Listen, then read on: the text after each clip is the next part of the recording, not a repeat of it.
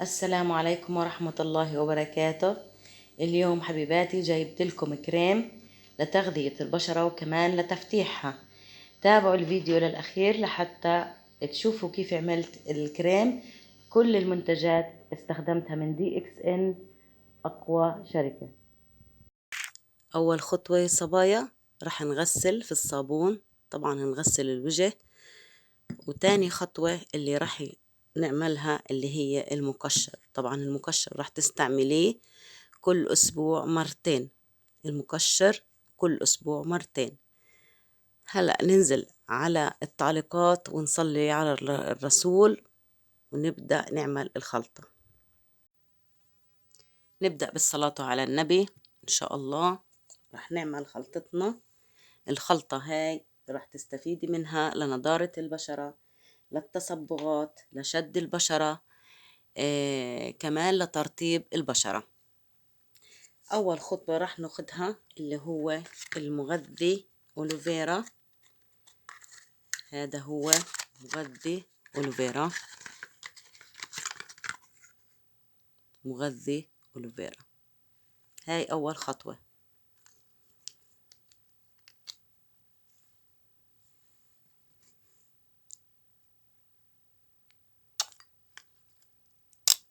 رح نضيفه كله. أنا ضفته كله. تاني مكون اللي هو رح نستخدمه اللي هو الفطر الريشي. رح نضيف تقريبا معلقة صغيرة.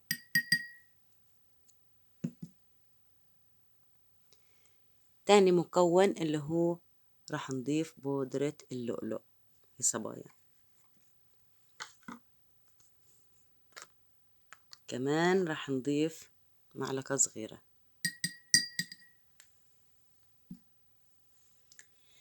المكون الثالث الرابع والأخير اللي هو زيت الجليسرين. زيت الجليسرين كتير ممتاز للبشرة، حتى لو ضفتيه على تحت عيونك كمان مفيد، بشد تحت العيون، بيعطيها نضارة وبيعطيها تفتيح. طبعا أنا نزلت معلقتين صغار زي ما انتم شايفين هيك. نخلط الخلطة. هاي هي الخلطة، رح نخلطها ونرجع نشوف كيف الخلطة. شوفوا يا صبايا خلطة أحلاها.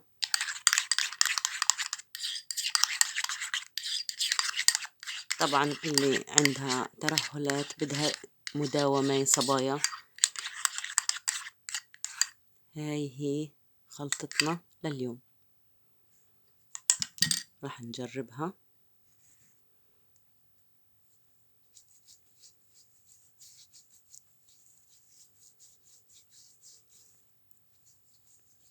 شوفوا كيف لمعتها ما أحلاها.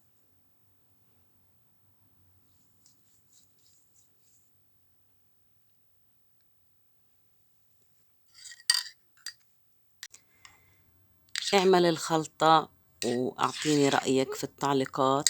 طبعا مش من أول يوم، بدها على الأقل أسبوعين تداومي عليها ونشوف النتيجة إن شاء الله.